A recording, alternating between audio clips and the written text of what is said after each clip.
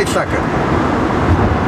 We're on our way to a public meeting on the rules and regs for the 2017 season.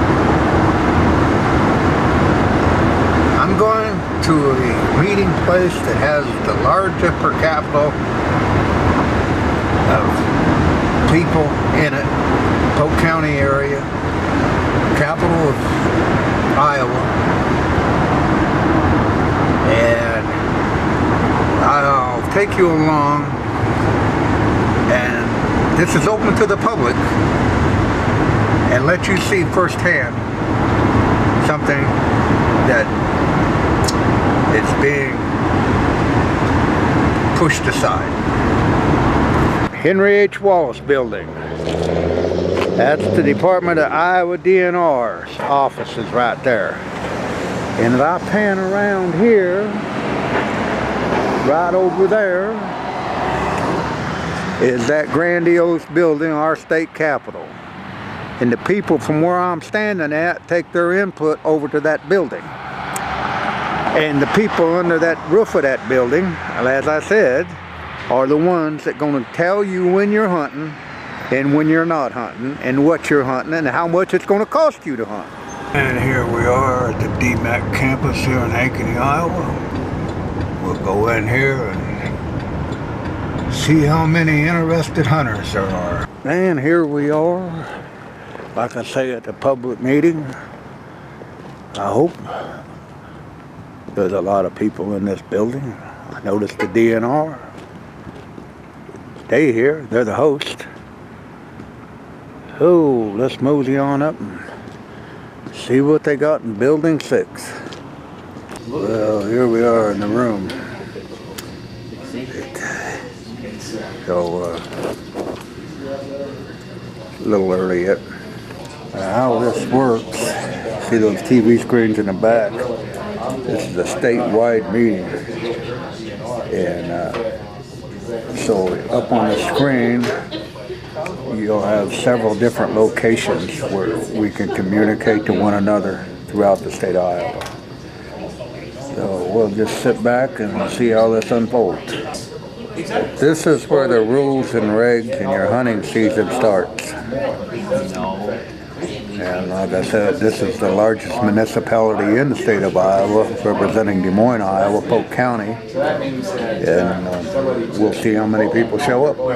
Now, as you can see, this paper asks you things you liked about the hunting season, things you'd like to change, and other comments. So you have a right to voice your opinion here. If you're not here, you don't get to hear your voice. Now what they'll discuss in this room is waterfowl, fishing, turkeys, anything that involves hunting or the outdoors will be discussed.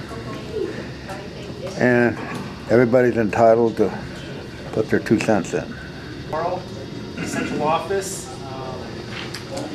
So just turn them in. We have a sign-up sheet. We also have just some general information about fur bears and upland and deer. Sort of a recap of last year. There's some of the different classrooms throughout the state right there. That's really cool. So we take input, before we propose any regulations. Once we gather the input, we'll take the input, regulations, the seasons, basically the surveys, things like that, and propose some regulations. And there'll be another at the central office. Basically, here are the proposed regulations. So part of that changes. Part of that is coming up with your input, what you want to see change, what you don't like, what you like, and then coming up with regulation changes that have the possibility that we can do. So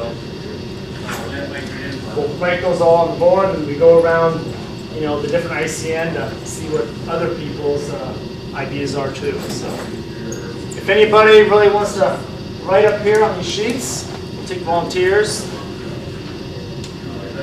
As we look around this room, we see very few young people. And that the future is in their hands right here, and they have no representative at all as of yet. I hope we do have some younger people show up.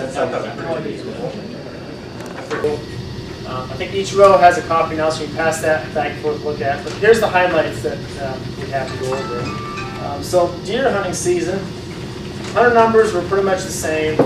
Harvest was slightly lower this past year than 2015, it's down 4%. From a statewide perspective, deer populations are relatively stable, but it's highly variable throughout the state. There's some high areas and low areas. Dr.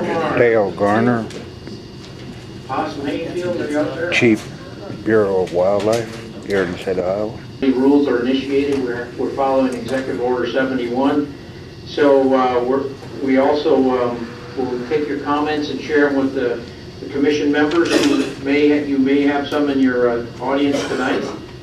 And then the rules will go to the governor's office, like I said, for approval, and then be acted upon by the NRC in March as notice of intended action with formal public comment then after that. So tonight for the timeline, so we're gonna, you all have a staff member there that will facilitate a group discussion. What we want to know is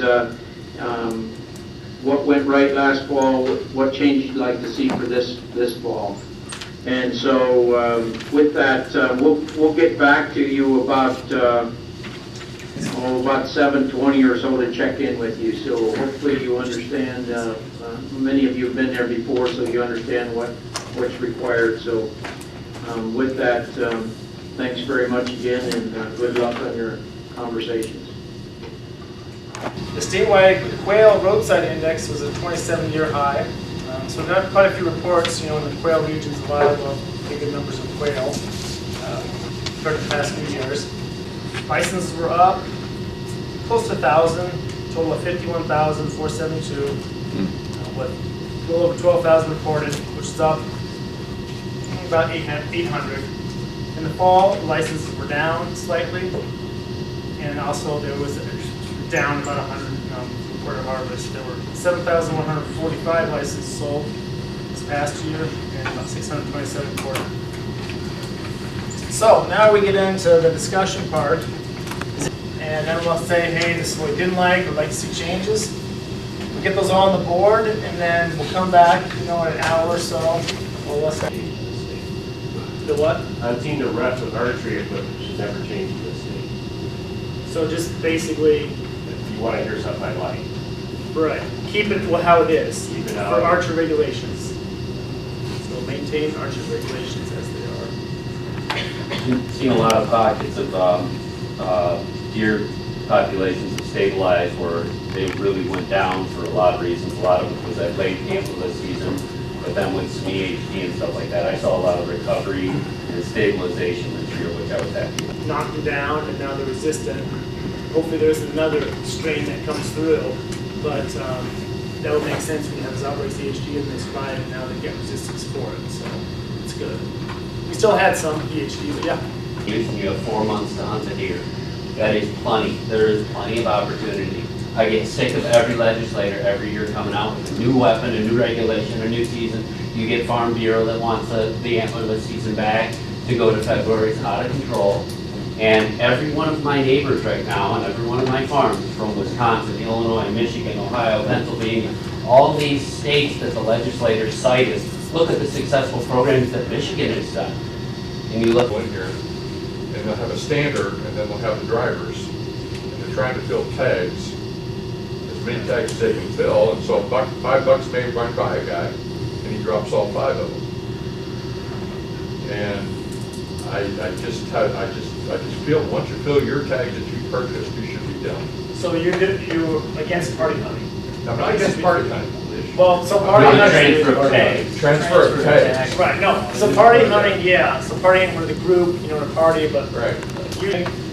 Then you should just use that tag. If you purchase more than one tag, because I can't go out there. I mean, even though I own land, I don't live there, so I can't go out there and buy a landowner's tag. And then buy a land tag. I could, but You need a different you're supposed to be resident on that property. No. That's what I was told. No. You have to live on that property for. That, And how are we, what would be the normal progression of that disease? Is it eventually going to be over the entire state? Yeah, it's a major concern for CWD, and right now the response has been to get more samples to see how far spread it is.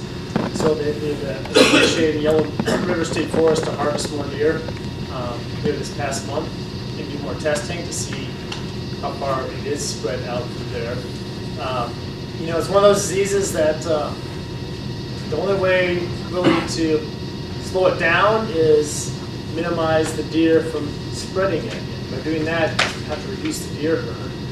I know that out in Clayton, they're doing a large harvest here right now, Right. Around where that one deer was found, and that just that could you talk about really wiping out your ability to hunt. If they have to go in and get that disease, they have to, the only way to do it is get rid of the deer. It's tough because if you don't do anything, we know the disease will spread.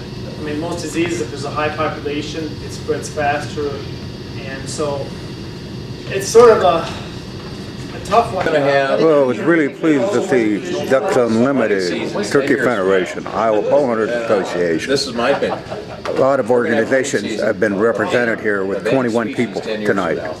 The only problem is there's a lot of gray in the aisles. There are no youth. If it becomes a rich man's sport, Apparently youth don't care. All right, they got something better to do. You have to go with the ebb and flow of the wild. So you had your chance to be here tonight, and I asked several people how it was on the internet, DNR website, we've got way too many geese. and this is what it produced: 21 concerned hunters in the largest city of I Iowa. would love if they would. Reduce the. Now this is how this works. We're being shown Keep a core zone. different areas in the state of Iowa and what their constituents wanted. We should push it later into January. No, it's a statewide or Hire additional DNR enforcement staff. convention, basically. Issues. And last thing was reduce the. Hey, Dale, here's the things that the guys like. As you look at this video, Nothing. you'll see 1, 2, 4, 5, possibly 6 people. They like And this is across the state, ladies and gentlemen. Structures of those seasons. Hunters are dropping They the like to ball. see us keep up land badly. acquisition and. Bobcat numbers and turkey numbers. Also like the DNR staff. Here's correction, Bill. Now we're going to Council Bluffs. Things we and increase and I have property. A few more people from the western border of Iowa. These are some of the changes. This is on the deer. Preston, are you on?